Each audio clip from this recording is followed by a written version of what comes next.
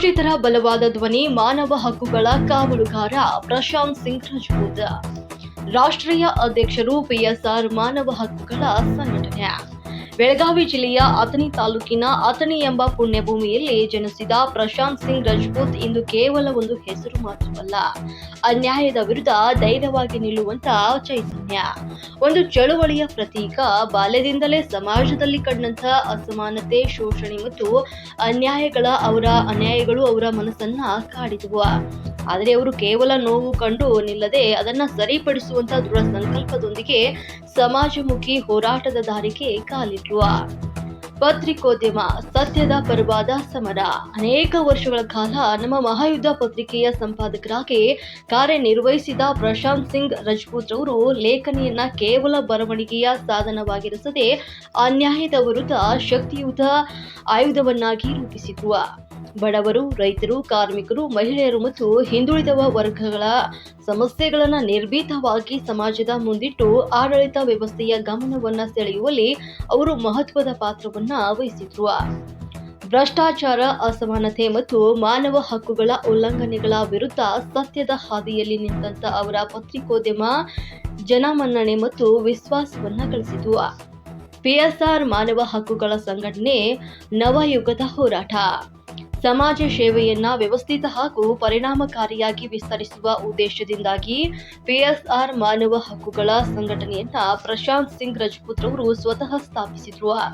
ಈ ಸಂಘಟನೆ ಕೇವಲ ಒಂದು ಸಂಸ್ಥೆಯಾಗಿರದೆ ಶೋಷಿತರು ಮತ್ತು ಪೀಡಿತರ ಪಾಲಿನ ಆಶಾಕಿರಣವಾಗಿ ದೇಶವ್ಯಾಪ್ತಿ ರೂಪುಗೊಂಡಿದೆ.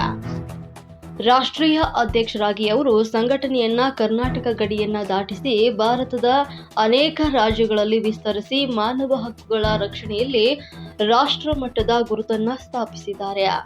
ಮಾನವ ಹಕ್ಕುಗಳ ಉಲ್ಲಂಘನೆಯಾದಂತಹ ಎಲ್ಲೆಡೆ ತಕ್ಷಣ ಸ್ಪಂದಿಸಿ ಸಂತ್ರಸ್ತರಿಗೆ ನ್ಯಾಯ ದೊರಕಿಸುವ ಹೋರಾಟದಲ್ಲಿ ಅವರ ಪಾತ್ರ ಅನನ್ಯ ಮತ್ತು ಪರಿಣಾಮಕಾರಿಯಾಗಿದೆ.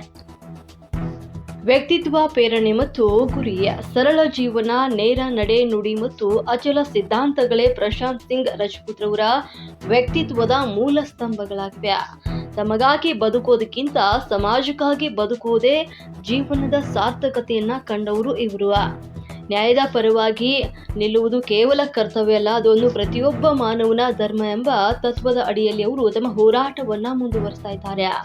ಅವರ ಸಾಮಾಜಿಕ ಕಳಕಳಿ, ಹೋರಾಟದ ಕಿಚ್ಚು ಮತ್ತು ನಿಷ್ಠೆ ಸಾವಿರಾರು ಯುವಕರಿಗೆ ದಾರಿದೀಪವಾಗಿದೆ. ಸಮಾಜದ ಕಟ್ಟಕಡೆಯ ವ್ಯಕ್ತಿಗೂ ಸಮಾನತೆ ಮತ್ತು ನ್ಯಾಯ ಸಿಗುವವರೆಗೂ ಪ್ರಶಾಂತ್ ಸಿಂಗ್ ರಜಪೂತ್ ರವರ ಈ ಮಾನವೀಯ ಮಹಾಯುದ್ಧ ನಿರಂತರವಾಗಿರಲಿ ಎಂಬುದು ಸಮಾಜದ ಹಾರೈಕೆ. ವರದಿ ಚಿನ್ನಪ್ಪ ಕುಂದರ್ಗಿ.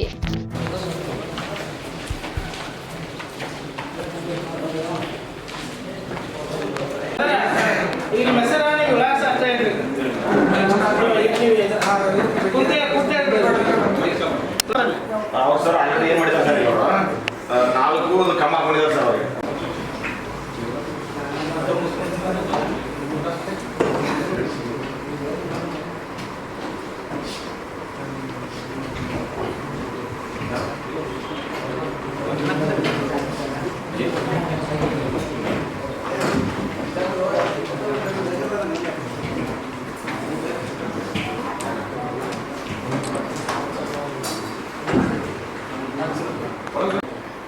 ರಾಷ್ಟ್ರಮಟ್ಟ ಪದಾಧಿಕಾರಿಗಳ ಸಭೆ ಕರೆದಿದ್ದೀರಿ, ತಮಗೆ ಕೃಷ್ಣ ಸರ್ಗಳು ಅಂತ ತಿಳಿಸ್ತೇನೆ.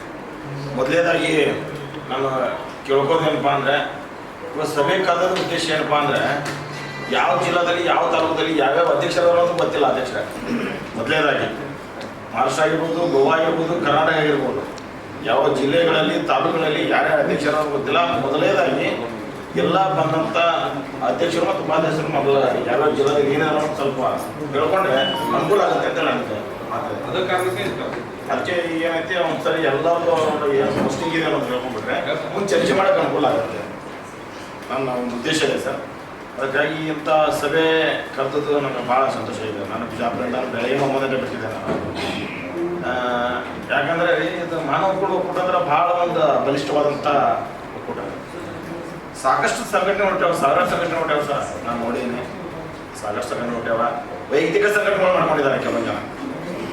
ತನ್ನ ಮನೆ ಪೂರ್ತಿಯಾಗಿ ಒಂದು ಸಂಘಟನೆ ಮಾಡ್ಕೊಂಡಿದ್ದಾರೆ. ಅದಕ್ಕೆ ಅದು ಆಗಬಾರ್ದು. ಸಂಘ ಒಕ್ಕೂಟ ಅಂದರೆ ಇಡೀ ನಮ್ಮ ಕರ್ನಾಟಕ, ಭಾರತ ಭಾರತದಲ್ಲಿ ಬೆಳಿಬೇಕು. ಮಹಾರಾಷ್ಟ್ರ, ಕರ್ನಾಟಕ, ಗೋವಾ ಯಾವುದೇ ಇರಲಿ ರಾಜ್ಯ, ಎಲ್ಲ ರಾಜ್ಯ ಕೂಡಿ ಬಲಿಷ್ಠವಾದಂಥ ಒಂದು ಒಕ್ಕೂಟ ಮಾಡಿ ಯಾವುದೇ ಒಂದು ಸಮಸ್ಯೆಗಳಾಗಿರ್ಬೋದು, ಇವತ್ತು ಒಂದು ಇಲಾಖೆಗಳಲ್ಲಾಗಿರ್ಬೋದು, ಸಣ್ಣ ಪುಟ್ಟ ಒಂದು ಮನೆಗಳಲ್ಲಾಗಿರ್ಬೋದು ಅಂತ ನಾವು ಸ್ಪಂದನೆ ಮಾಡಬೇಕು. ನಾವೊಂದು ಡಿಸ್ಟಿಕಲ್ಲಿ ಒಂದು ಪ್ರೆಸಿಡೆಂಟ್ ಇದೆ ಅಂದರೆ ಒಂದು ಸಣ್ಣ ಮನೆಯಲ್ಲಿ ಒಂದು ಸಮಸ್ಯೆ ಆಗ್ತದೆ, ನಾವು ಸ್ಪಂದನೆ ಮಾಡಬೇಕು ಸರ್. ಮೊದಲೇದಾಗಿ ನಾನು ಯಾಕಂದ್ರೆ ನಾ ಡಿಸ್ಟಿಕ್ ಪ್ರೆಸಿಡೆಂಟ್ ನಮಗೆ ಆಗಲ್ಲ, ಅದು ಅಲ್ಲಿ ಲೋಕಲ್ ಆಗಲ್ಲ. ಇದು ಗ್ರಾಮೀಣ ಪ್ರದೇಶದಿಂದ ನಾವು ಹೇಳಬೇಕಾಗಿದೆ. ಫಸ್ಟಿಗೆ ಜಿಲ್ಲಾದೆಲ್ಲ ಮಾಡ್ತೀವಿ, ಒಪ್ಕೋತೀವಿ.